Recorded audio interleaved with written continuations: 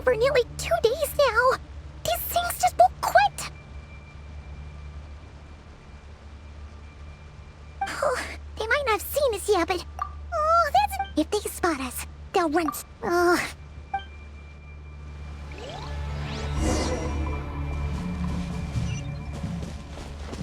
Quick, hide! We almost got spotted! Phew! That was a close call.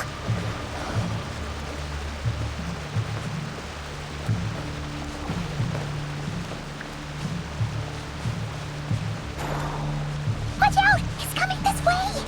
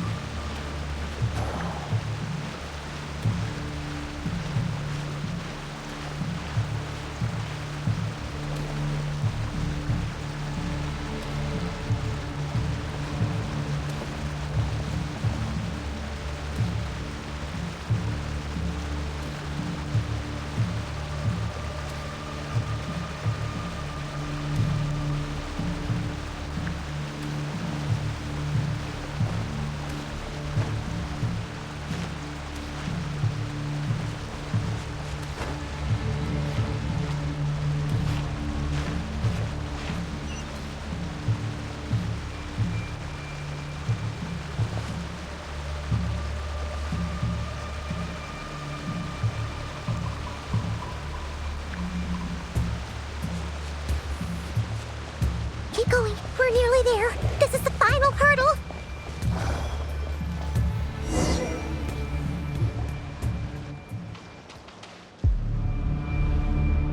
Oh, there's no end to these things.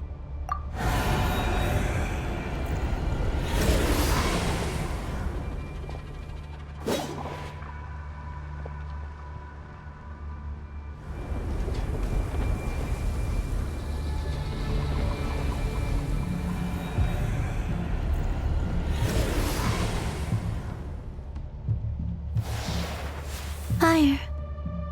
Fire? Wait, what's that smell? Oh no, there's a fire!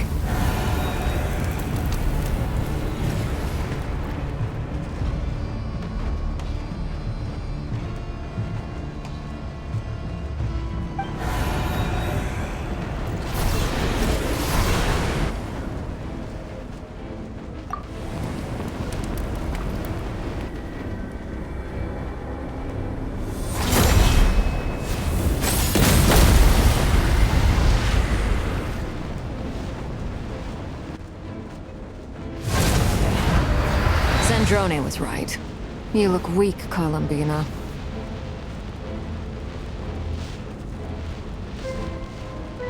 The old you would never have let such lowly creatures bar your way. Word has it that you did something for the Tsaritsa, and that's why you've lost most of your power. Freedom comes at a heavy price, doesn't it? It's Arlecchino! You came! Hello again, Columbina. And greetings, guests of the House of the Hearth. It's been a while, Arlecchino.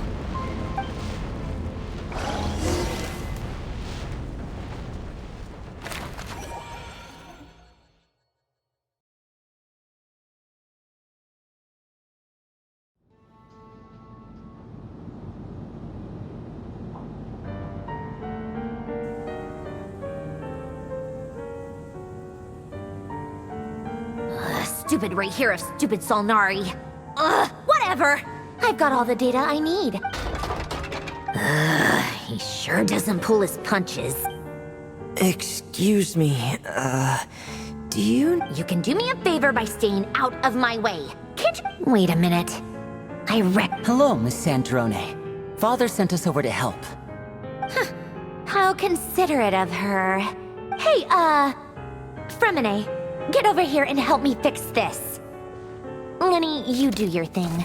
Just keep your sister away from my machines. Nearly every machine that Catgirl touches ends up going haywire. Go put her on cleaning duty or something.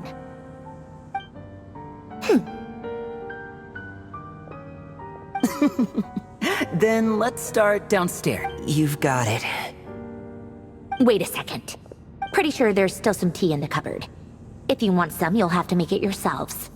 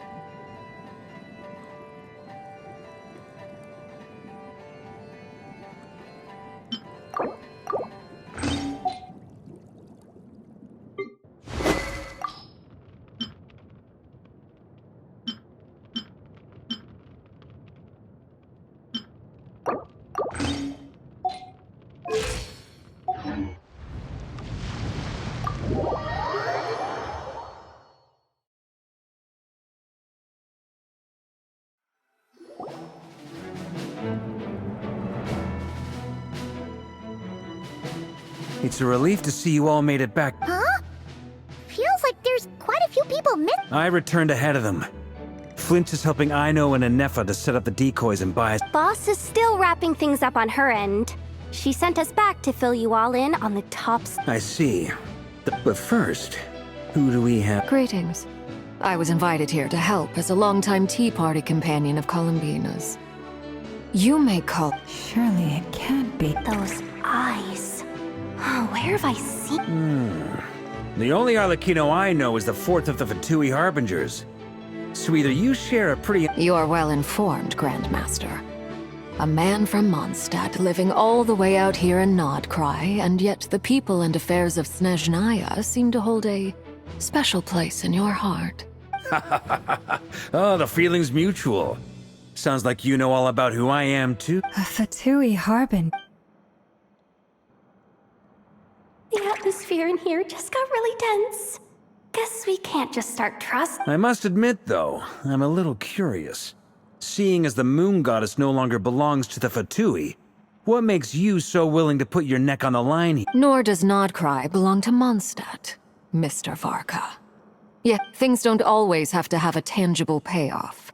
Sometimes, stopping things from spiraling out of control is a higher priority than chasing the spoils of victory.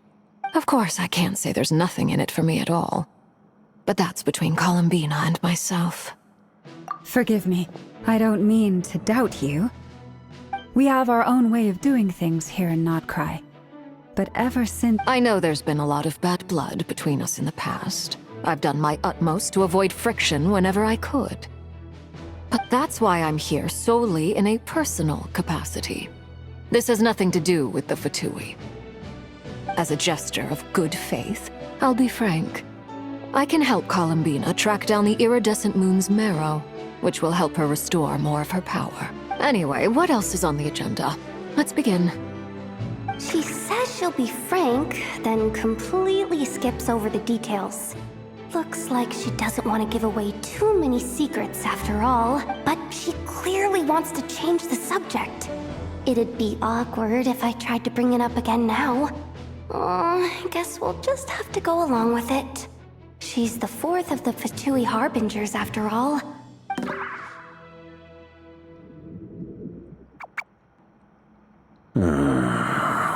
Well, since Miss Arlecchino sounds confident in her ability to handle that, we'll proceed. All right, listen up, everyone. First, we now know that Rerir was originally a Conrian secret agent whose primary mission was to hunt down and assassinate the so-called Dregs of the Crimson Moon. The Dregs of the Crimson Moon? In the memories, there was a lot of talk about the Crimson Moon and Eclipse, and a whole bunch of other stuff from the time of Conria. To my knowledge, those were the names of two different Conrian dynasties. Long, long ago, it is said that the people of Conria worshipped the Crimson Moon, drawing a mysterious power from its reflection. But one day, a coup saw the Crimson Moon eclipsed, hence the name of the new dynasty that replaced it, and how it became the new emblem of Conria. Still, long after the Crimson Moon dynasty had fallen, the last ruler of the Eclipse dynasty, the Vinster King, still coveted the secrets it left behind. So, he sent the Rehir of Solnari to secretly hunt down the Crimson Moon's few remaining followers. In those days, Rerir showed no signs of madness. In fact, he was as normal as any other person. Oh, and he had a fiancé. Or at least, a would-be fiancé. What's the matter? Verfnir, Vrindaughter, Flinders.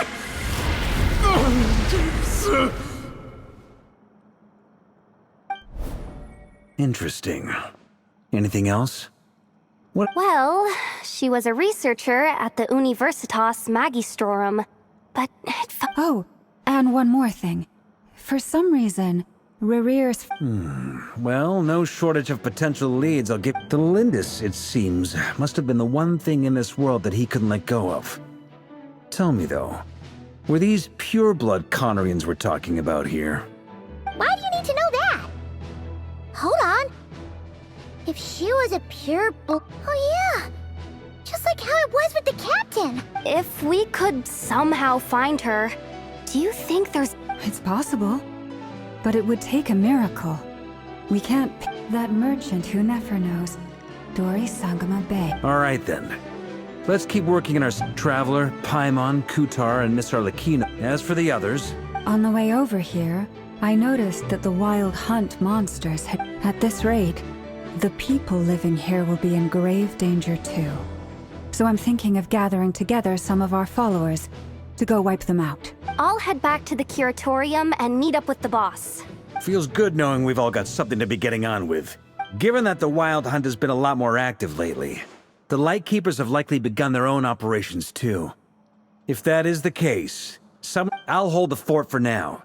Then discuss our next move with Flints, Ino, and Anefa when they get back. All right then. Well, the clock's ticking. If that's everything, we'll be on our way. We'd better get moving too. We'll try to buy you as much time as... Relax. Just do your thing. I decided to call in some backup since things are getting so hairy. Stay safe, everyone.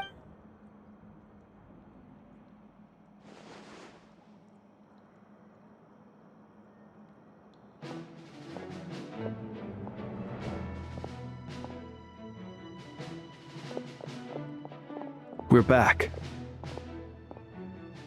Did we? A tad late. The others have already set off. To summarize, our resident moon goddess has found us. Everything going smoothly on your end? Not great. I don't know how long we can stall them for. I'm gonna make some more later, but I need a timeout first. I'm so tired right. Oh, right. Inefa, could you fill in? Sure. Uncle Varka, you previously told us about how when you went to investigate a source of the Wild Hunt in Ams, but according to Flintz's intel, several outbreaks of the Wild Hunt had already occurred in Nodcry in the period leading up to that. That was before Rerir had regained his body, when he was far from regaining his full strength. In other words, in theory at least. Flints, with everything that's been happening, the Lightkeepers across Nodcry are rallying to fight back against the Wild Hunt. They're gonna need your help. I know, I'm sure you're capable of coming up with something far more effective than decoys. But for now, you should stay. Anefa and I will head back over to Amsfartnir to see if there's I told you Uncle Varka would say that, didn't I? A deal's a deal. Not a word about my snack intake for the next week. Database updated. Reliability of Ino's predictions increased. what is that? They were betting. It's the obvious choice, isn't it? We already decided that Anefa should go investigate the situation over at Amsfartnir. Someone needs to hang back and oversee our strategy meetings. And besides... So I've ended up with the easiest assignment.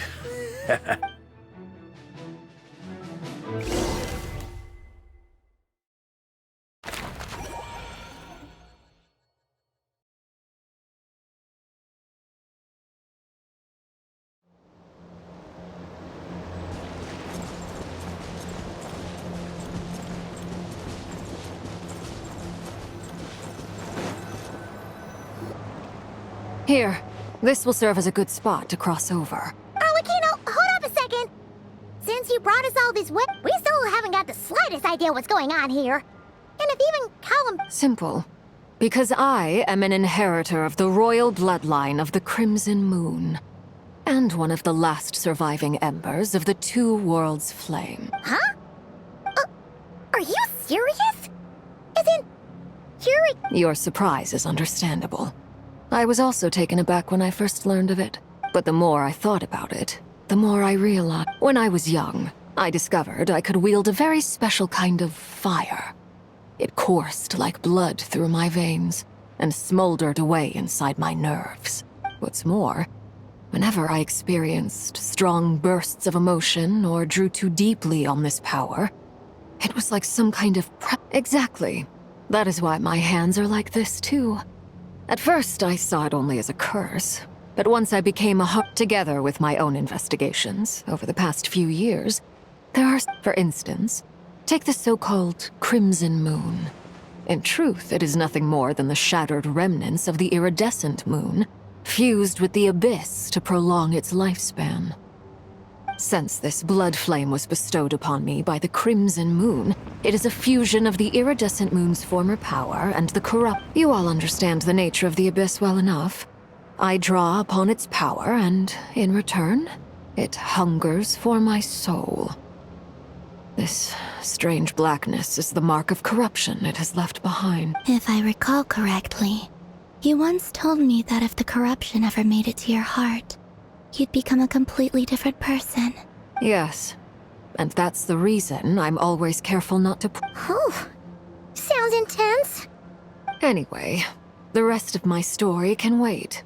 Is there anything else about the Crimson Moon? Paimon has a question. So, the Crimson Moon... Anyway, the rest of my story can wait. Is there anything else about the Crimson Moon or the Iridescent Moon that you're unclear about?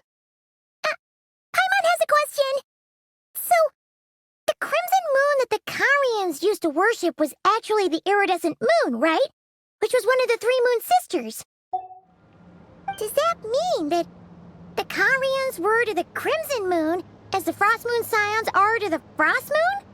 So much of that history has been lost. We have no way of knowing exactly what they were like.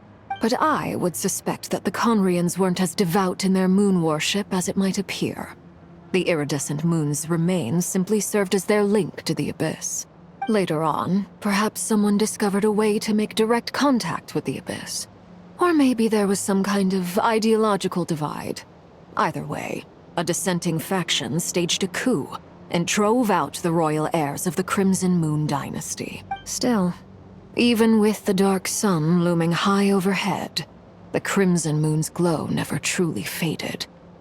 If you want live- The first time we met, I sensed something familiar when I looked at you. I felt I could see that mysterious red moon in the corner of my eye. In your flames, I saw its broken image, surrounded by a strange black aura. Well, I appreciate that you kept it to yourself. Much about the Crimson Moon is still a mystery, and I'd prefer not to end up... Anyway, time is against us here, so if there's any other questions... I just want to make sure I've got one thing straight. In her letter, Sandrone mentioned that since you are unable to contain... That's right. For now, it's the only way I can pay you back for your help. The iridescent moon is already part of who you are. So with its marrow in your possession... Deal. Then let's get started. Get what start? When I first became a Harbinger, the Jester gave me a book called Paranhary, also known as Leobranto Inamorat. You should be able to buy a copy next time you're in Fontaine.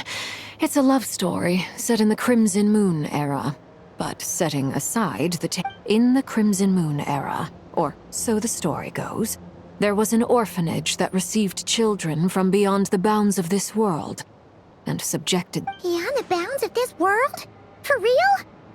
The Crimson Moon Sages looked beyond this world for beings with powers that surpassed the gods. But fearing they might lose control, they made these children crawl up a fireplace and kept asking them, "Have you died? Did you see it?" Until they finally admitted to having died and seen a crimson moon.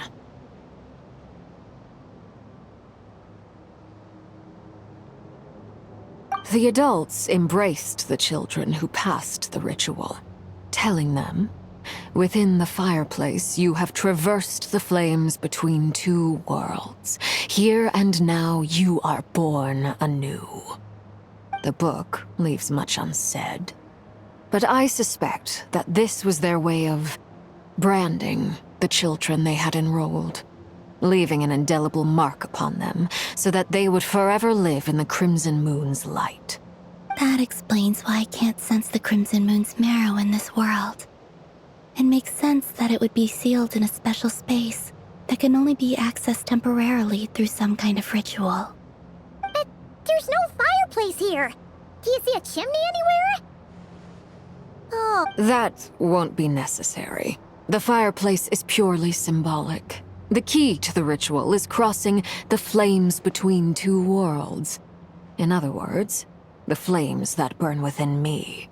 Those burned away by such flames leave behind a kind of ghostly afterimage in the world.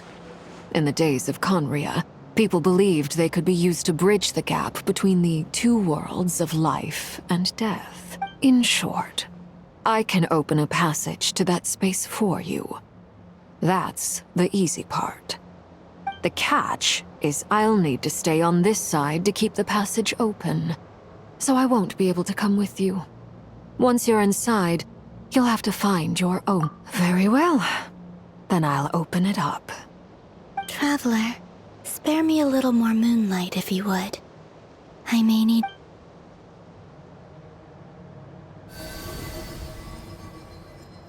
Thank you. I feel like I've recovered some of my strength now.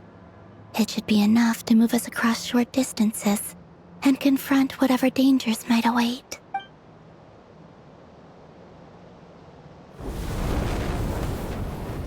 Mistress of the seven hues of ages past, great mother of the present, crimson-clad sovereign of the two realms, by fire severed, by fire renewed, I offer myself now and beseech your descent.